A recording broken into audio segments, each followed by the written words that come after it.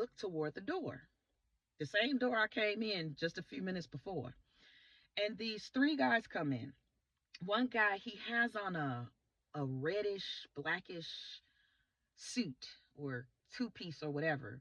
And two guys, they're in black and they're one on one side and one on the other side of him.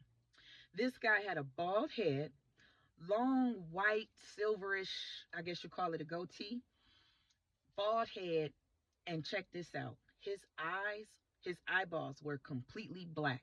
There were no white in it at all. And I was gonna wait till Halloween to share this, but now I'm gonna share it again, Lord's willing. But now I need to share this now for somebody. And he comes in. He's only out. The first thing that came to my heart was fear. But I know that when you're dealing with demons, you cannot show fear. You got to tap into the unction of the Holy Spirit. I was just like, oh Lord, I hope he don't come over here by me.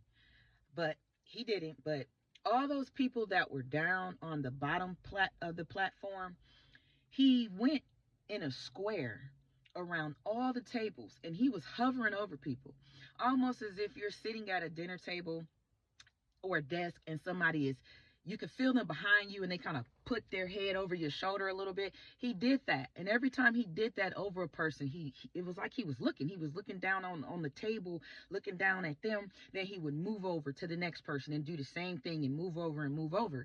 And at first I thought, well, maybe he knows these people, because I don't frequent here. The club that I frequented at for karaoke, I pretty much, familiar faces. But since I didn't frequent there, I didn't know if he knew some people. But as he got around to all them tables, and when I say it was packed, it was easily maybe about 60 people down toward the bottom. I'm like, he doesn't know all these people.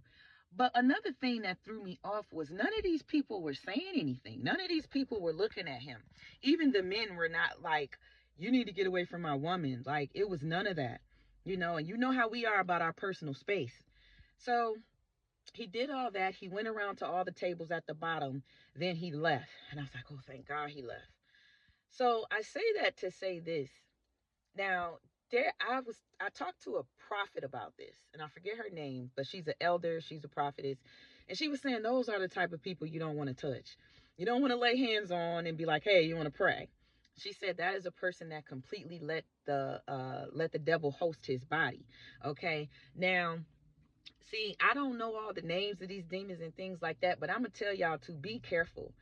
Be careful who you let touch you. And I know, like, especially as young Christians on fire, you want to save everybody, you want to do this and do that, but we are living in a time where you have to be led by the Holy Spirit.